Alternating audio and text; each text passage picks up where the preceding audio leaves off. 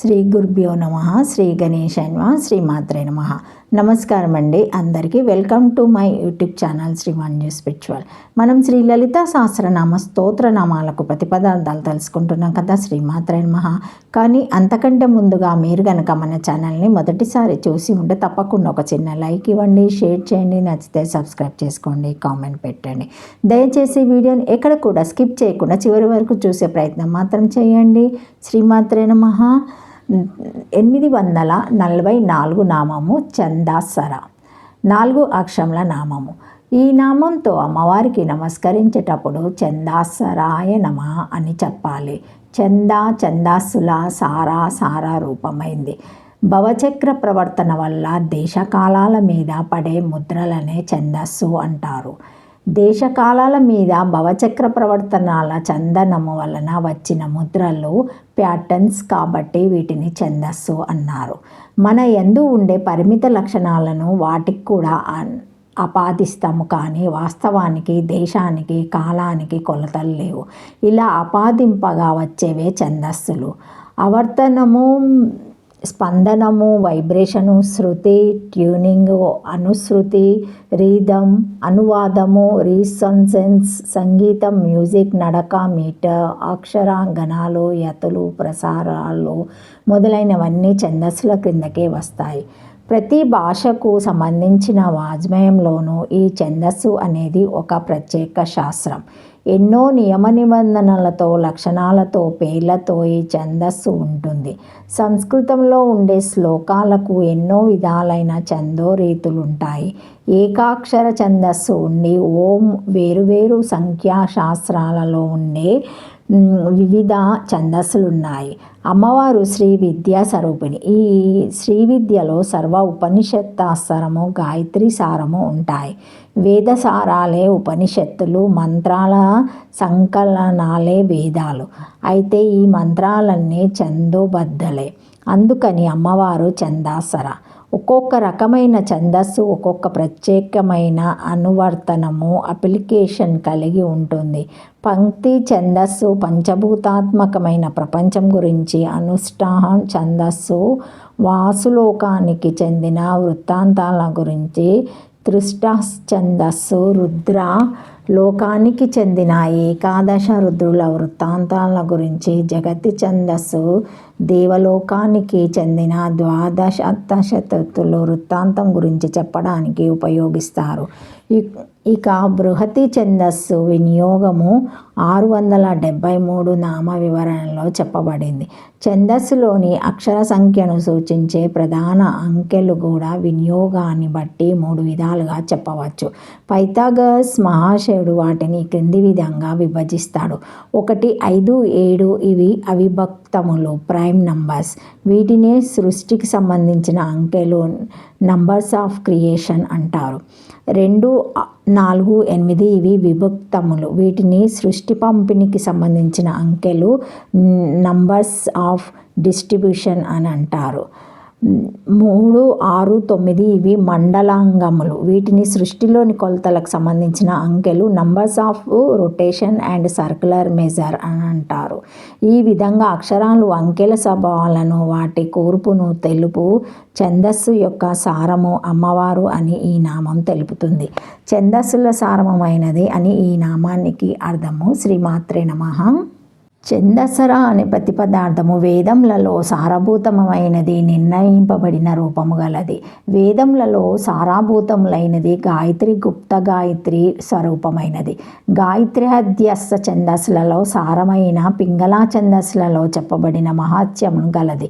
పంచాద్వేషి స్వరూపురాలు, చర్మమైన స్వేచ్ఛా విహారం గలది, ఇచ్ఛాశక్తి స్వరూపురాలు.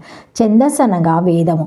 గాయత్రి, తిష్ట మొదలైన ఛందస్సులు పింగాళుడు వ్రాసిన ఛంద శాస్త్రము గ్రహించవలెను. విశ్వనిఘంటులో ఛందస్సునకు పద్యము, వేదము, స్వేచ్ఛగా తిరుగుట, అభిలాషమును అను అర్థములు గలవు. సారా శబ్దము కేవలము పులింగమే కాదు, నాసుంపంగలింగమునందును స్త్రీలింగమందును కూడా ప్రయోగములున్నాయి.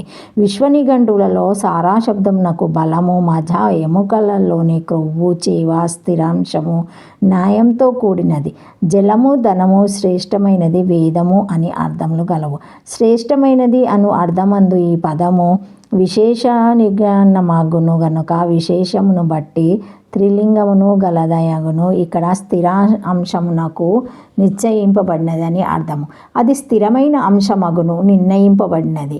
ఆస్థిరగమగును కనుక వేదమందలి ఉపనిషత్భంగములో ఈమె స్వరూపము నిశ్చయించి చెప్పబడినదని అర్థము.